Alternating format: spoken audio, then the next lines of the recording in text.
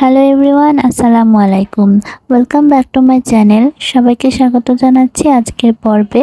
আর আজকের এপিসোডে শেয়ার করছি এঁচোড় বা কাঁচা কাঁঠালের মালাই কোপ্তা কারি তৈরির একটি রেসিপি। যারা এঁচোড় বা কাঁচা কাঁঠাল রান্না পছন্দ করেন না, তারা এইভাবে তৈরি করে দেখতে পারেন। আমি 100% গ্যারান্টি দিয়ে বলতে পারি, অবশ্যই এটা ভালো লাগবে। আর এটা তৈরির জন্য প্রথমে আমি কাঁচা কাঁঠাল নিয়েছি, এখানে সেদ্ধ করা অবস্থায় আছে, এগুলো 1 কাপ পরিমাণ নিয়েছি। তো সেদ্ধ করে আমি এটার আঁশগুলো এভাবে হাত দিয়ে একটু ছাড়িয়ে নিচ্ছি। এটা আমি জাস্ট লবণ আর হলুদ দিয়ে সেদ্ধ করে নিয়েছিলাম। আর এখন আমি এর মধ্যে দিয়ে দিচ্ছি 2 টুকরো গরুর মাংস, আমি সেদ্ধ করে ব্লেন্ডারে ব্লেন্ড করে নিয়েছি, সেটা দিয়ে দিচ্ছি। এই মাংসটা ছাড়াও কিন্তু শুধুমাত্র এঁচোড় দিয়েও তৈরি করতে পারেন, তবে মাংসটা দিলে এটা একদম মনে হবে যে মাংসের কোফতা, বা এটার স্বাদটাও অনেক ভালো আসে। এখন আমি মশলাগুলো অ্যাড করছি। এখানে হাফ চা চামচ করে আদা বাটা, রসুন বাটা, হলুদের গুঁড়া, মরিচের গুঁড়া, ধনিয়ার গুঁড়া, জিরার গুঁড়া নিয়েছি। সব আমি হাফ চা চামচ করে নিয়েছি, আর হাফ চা চামচ লবণও দিয়েছি। এখন দিচ্ছি 2 টেবিল চামচ করে পেঁয়াজ কুচি এবং কাঁচামরিচ কুচি। আর এখন বাইন্ডিংয়ের জন্য দিচ্ছি আমি 1 টেবিল চামচ পরিমাণ বেসন, আর দিচ্ছি 1 টেবিল চামচ পরিমাণ চালের গুঁড়া। এরপর ভালোভাবে মিশিয়ে নিয়ে আমি দিয়ে দিচ্ছি 2 টেবিল চামচ পরিমাণ ময়দা। ময়দাটা আমি প্রথমে 1 টেবিল চামচ দিয়ে মিশিয়ে নিয়ে আবারও 1 টেবিল চামচ অ্যাড করছি।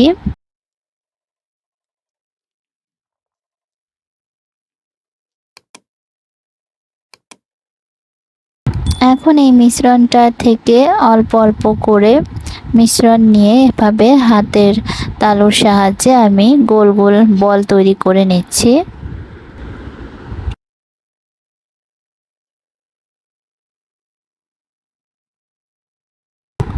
তো এরই মধ্যে আমি সবগুলো বল তৈরি করে নিয়েছি। এখন আমি কড়াইতে তেল দিয়ে দিয়েছি। তেলটা পুরোপুরি গরম হয়ে আসলে আমি এক এক করে বলগুলো ছেড়ে দিচ্ছি, এবং চুলার একদম লো মিডিয়াম হিটে আমি এই বলগুলো বাদামি রং করে উল্টে পাল্টে ভেজে নিচ্ছি।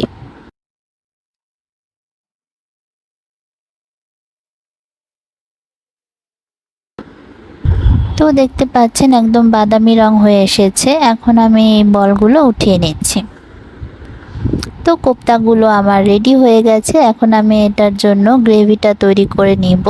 আর এর জন্য একটি হাঁড়িতে আমি আবার সেই কোপ্তা ভাজা তেল দিয়ে দিয়েছি 3 টেবিল চামচ পরিমাণ।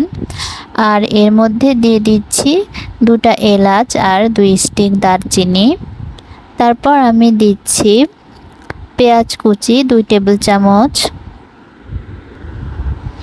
একটু নেড়েচেড়ে হালকা বাদামি রং আসা পর্যন্ত ভেজে নিচ্ছি। পেঁয়াজটা বাদামি রং হয়ে আসলে আমি এখানে অল্প পরিমাণে পানি দিয়ে দিচ্ছি। পানি দিয়ে এখন আমি মশলাগুলো অ্যাড করছি। সেই একই পরিমাণে হাফ চা চামচ করে আমি সব মশলা নিয়েছি, আর এখানে আমি 3 টেবিল চামচ পেঁয়াজ বাটা অ্যাড করেছি। আর সব মশলাই হলুদের গুঁড়া, মরিচের গুঁড়া, ধনিয়ার গুঁড়া, জিরার গুঁড়া, আদা বাটা, রসুন বাটা সব আমি হাফ চা চামচ করে নিয়েছি। মশলাগুলো সব দিয়ে 2 থেকে 3 মিনিট একটু কষিয়ে নিচ্ছি।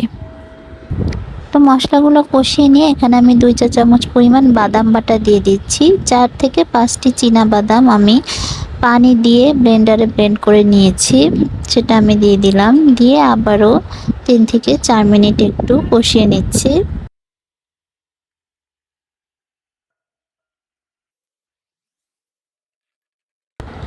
তো বাদামটা কষানো হয়ে গেলে এখন আমি 1 কাপ পরিমাণ দুধ দিয়ে দিচ্ছি। দুধটা দিয়ে আবারও মিডিয়াম হিটে জাল করে নিচ্ছি 5 থেকে 7 মিনিট।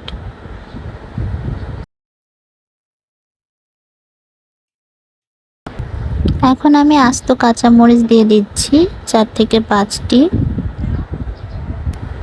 কাঁচামরিচটা দিয়ে আর একটু সময় আমি নাড়াচাড়া করে তারপর চুলাটা বন্ধ করে দিব। গ্রেভিটা এরকম ঘন হয়ে আসলে আমি নামিয়ে নিচ্ছি।